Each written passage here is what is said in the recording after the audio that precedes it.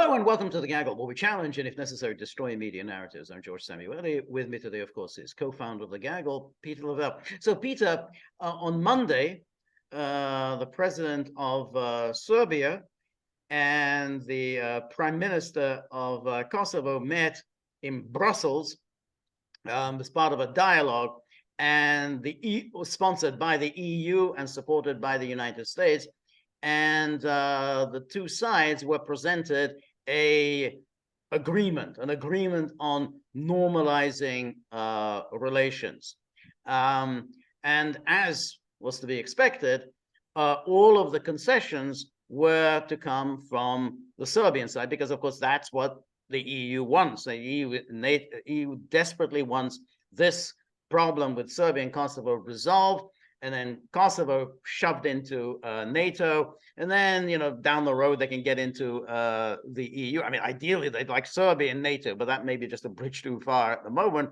But that's what they're looking for. So I just want to show you the some of the highlights from this agreement. It's not that long, but the way it was left is that they tacitly accepted it, but no one actually signed anything. So here we have Belgrade-Pristina dialogue, EU proposal, agreement on the path toward normalization between Kosovo and Serbia.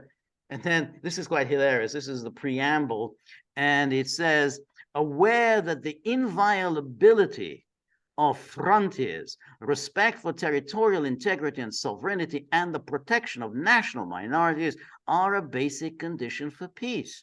Hold on a second. Wasn't Kosovo stolen? How did we get here? Whoa! I mean, how did we get here? And it says, Article 1: the parties shall develop normal, good neighborly relations with each other on the basis of equal rights.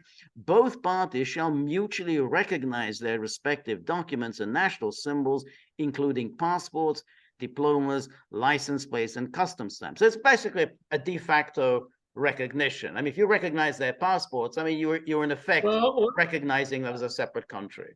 I think, I will do a little grammar work here. Both parties shall mutually recognize their respective documents and national symbols, including passports, diplomas, license plates, and customs stamps.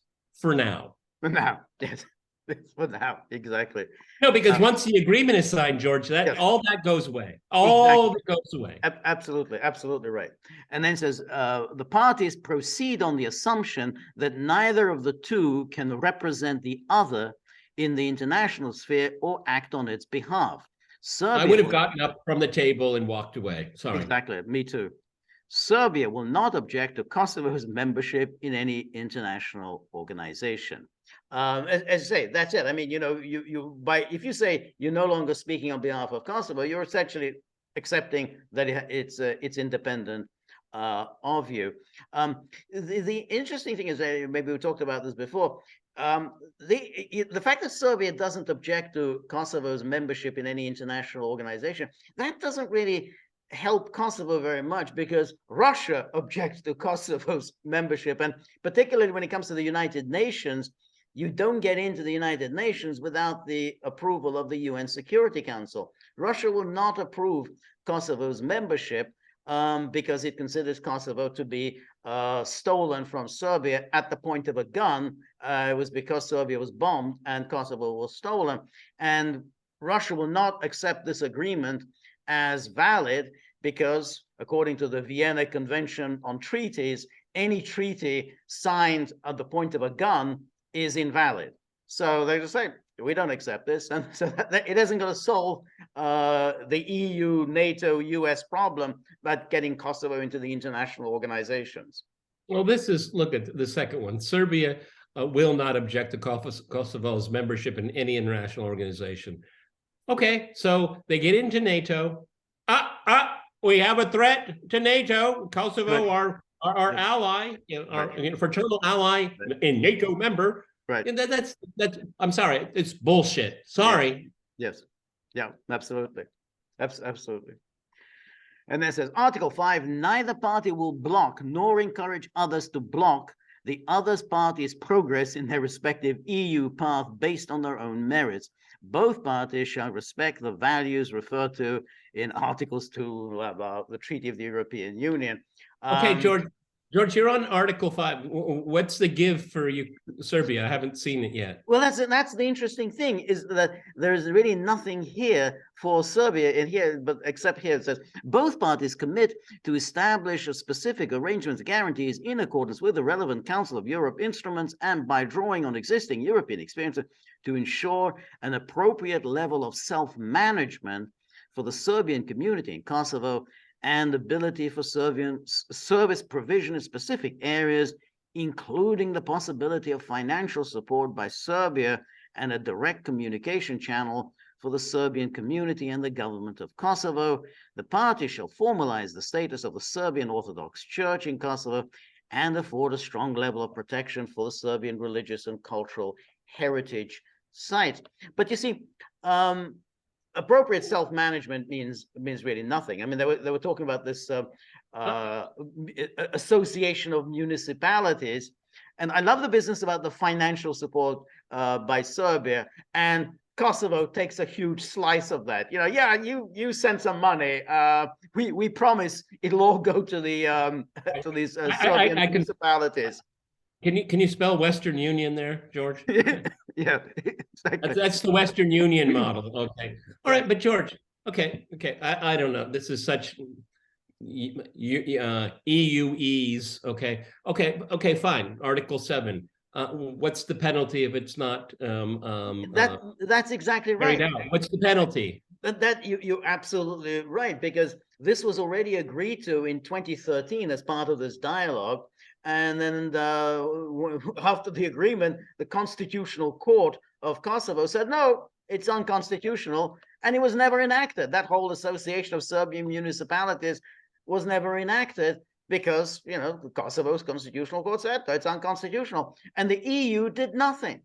And you're absolutely right. I mean, that's the whole point. Once you get this agreement, and essentially Serbia de facto accepts Kosovo independence, all the rest, you know, that's all be forgotten. I mean, they're not going to waste their time on this, because what are you going to do about it? Because if Serbia say, hey, well, you know, you're not protecting our monasteries, okay, and what's the plan here? Are you planning to invade Kosovo because they're not protecting your monasteries? The moment you try to say, hey, we might use force, boom, NATO goes into action. Right? Stoltenberg will be on hand saying Serbia better not try anything, otherwise. You remember what happened in '99?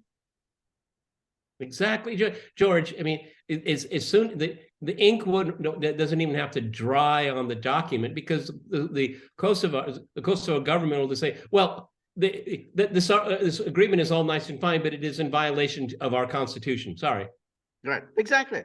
And then what are you going to do about it? There's nothing you can do about it. The big EU's not going to do anything. Well, you know, that's it.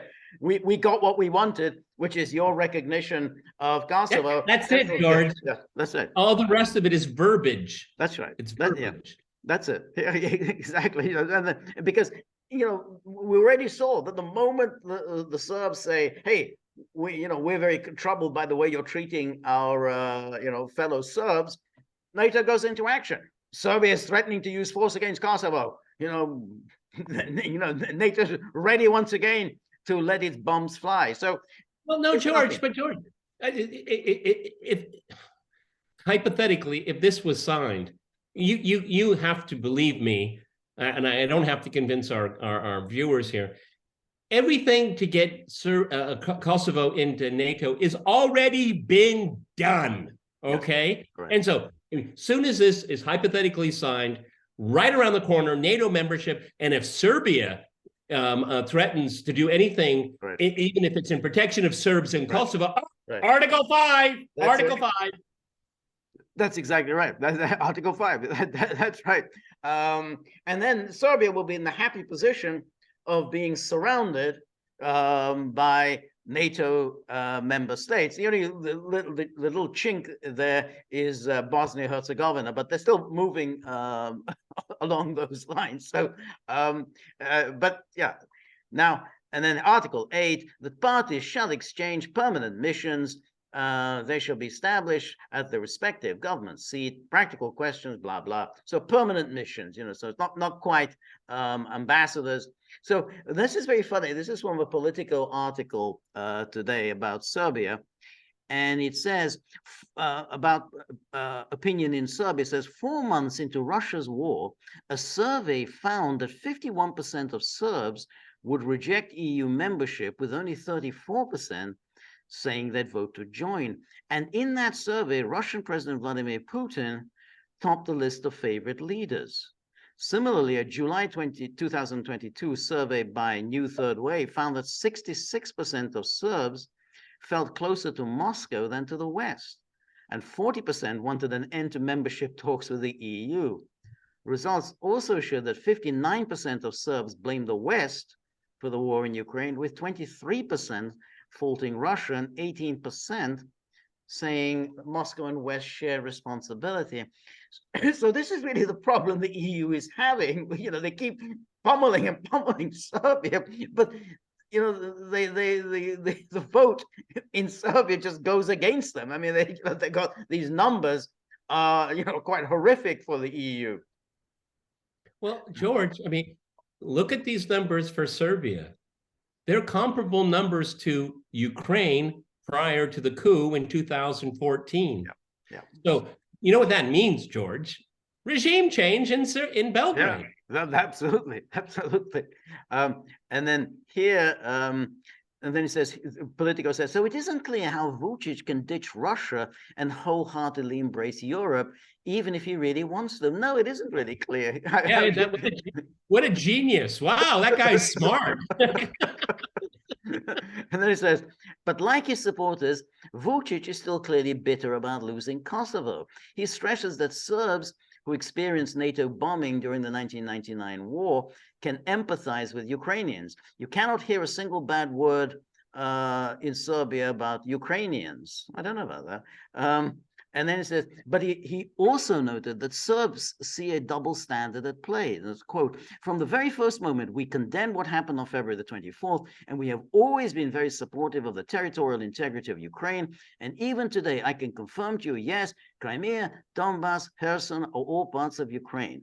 His complaint, and according to him, that of many Serbs, is about duplicity, and that Serbia's territorial integrity is of equal importance was ignored. That's our biggest political and psychological problem.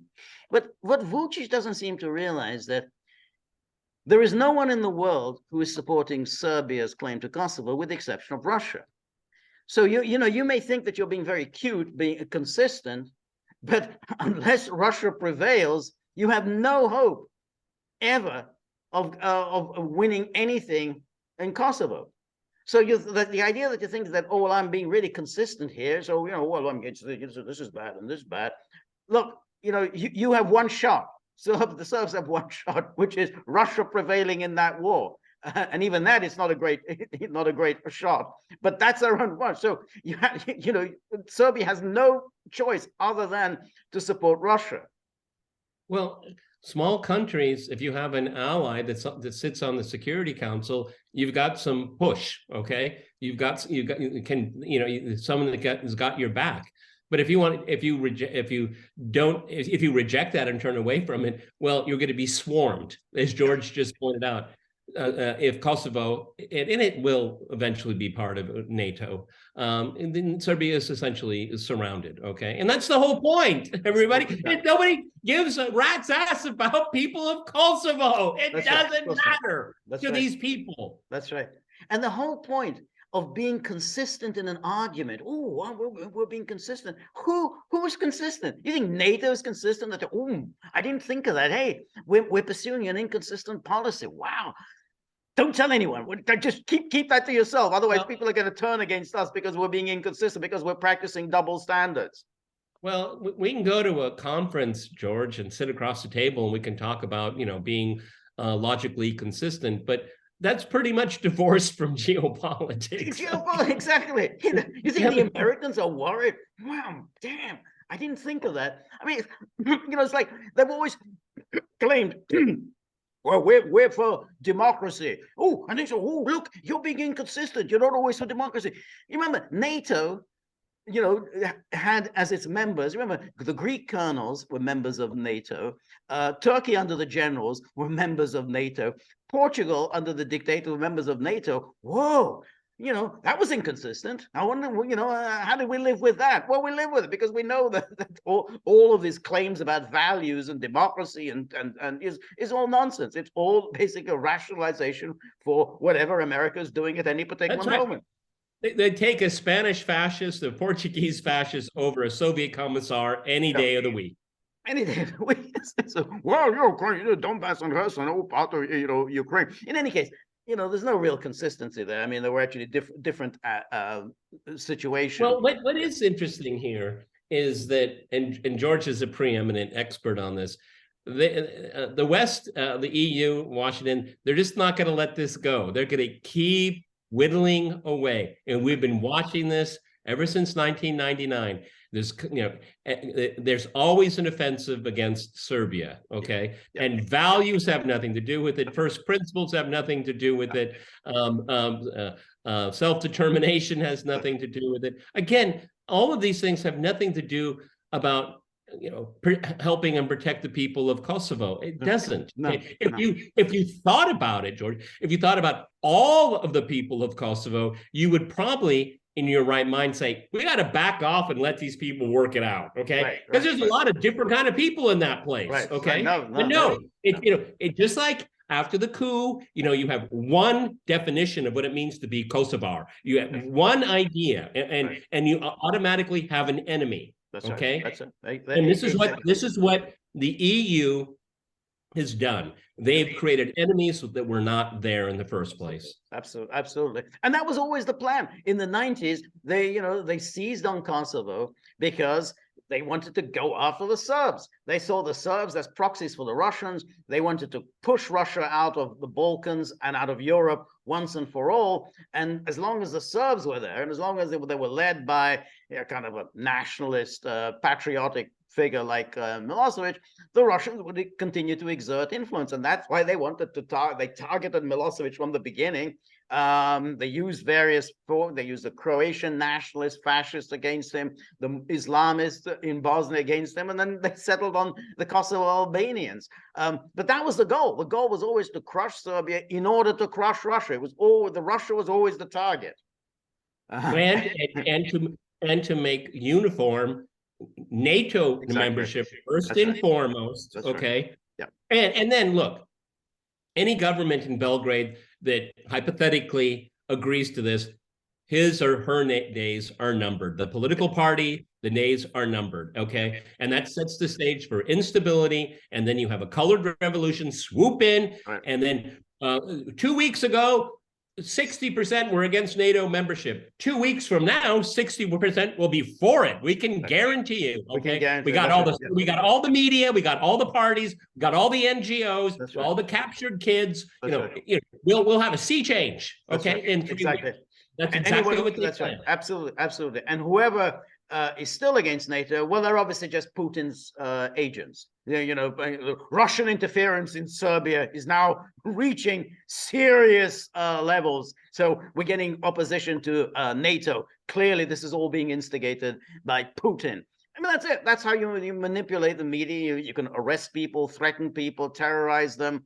And then lo and behold, hey, we've won. We've got a consensus in favor of NATO in Serbia. Who'd have thunk?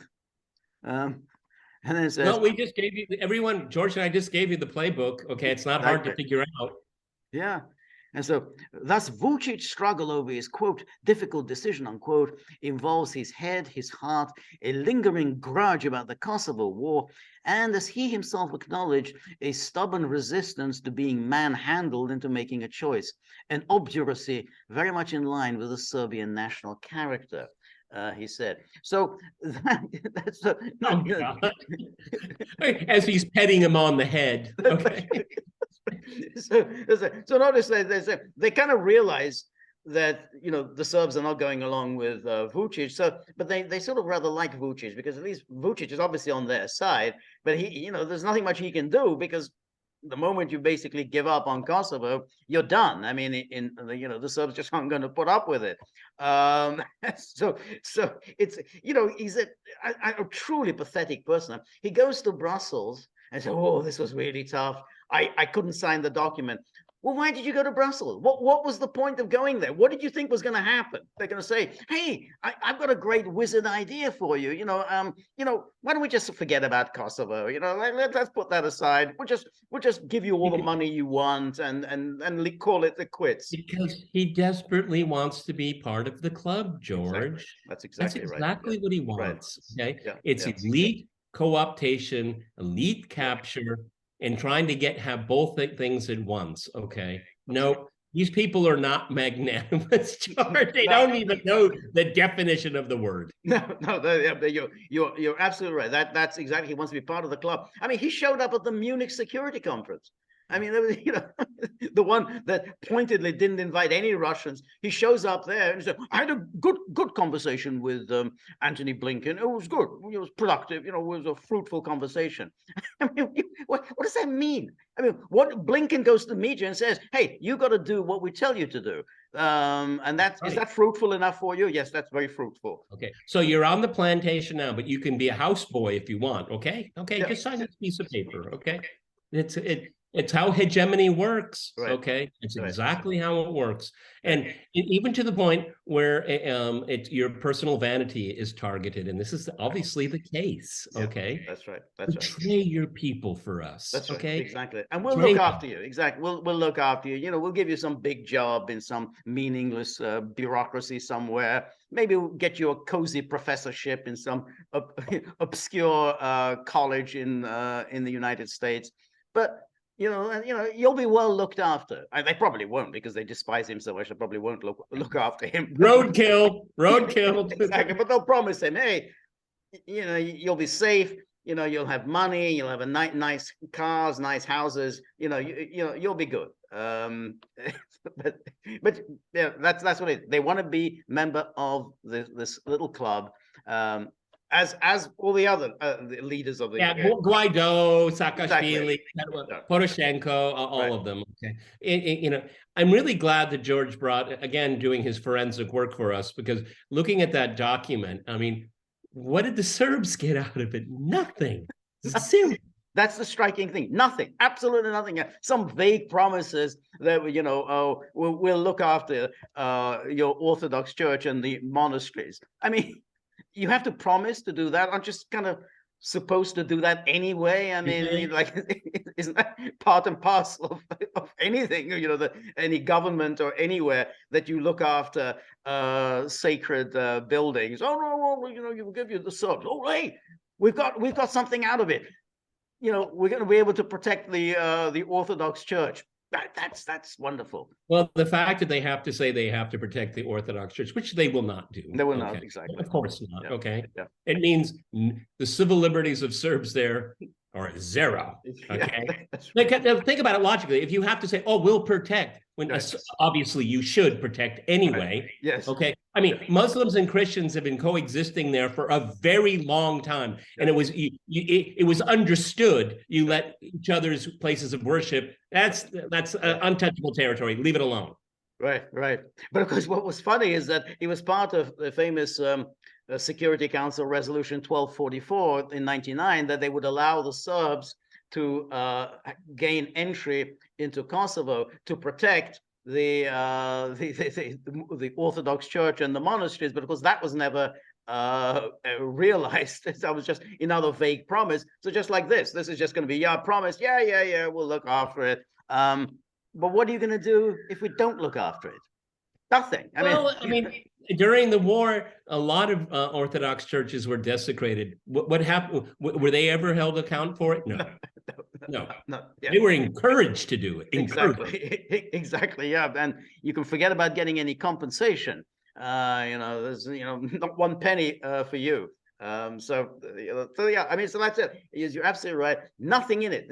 Everything here is about concessions that the Serbs make. Nothing whatever for them.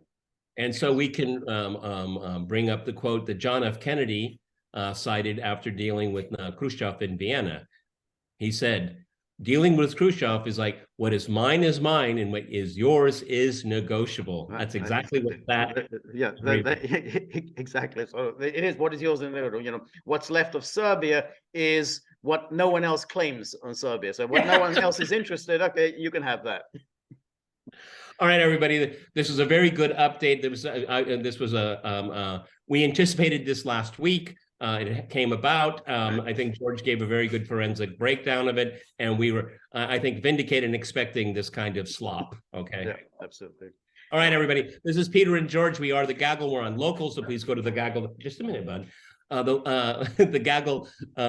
Gaggle.locals.com. Please visit our store. And this time tomorrow, George will have his live stream. Live stream, 3 p.m. Eastern time. Please join me. Come with comments, criticisms, and suggestions. And on the way out the door to the local watering hole, think about Buddy, because he also wants to initiate a dialogue about the tip jar.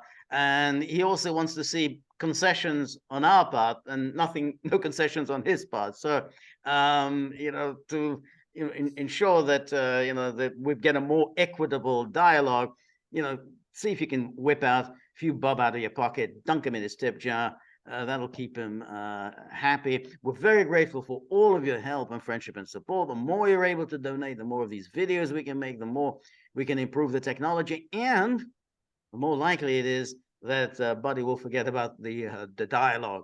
So remember, if you like the Gaggle, please like, share, and subscribe. See you soon. Bye.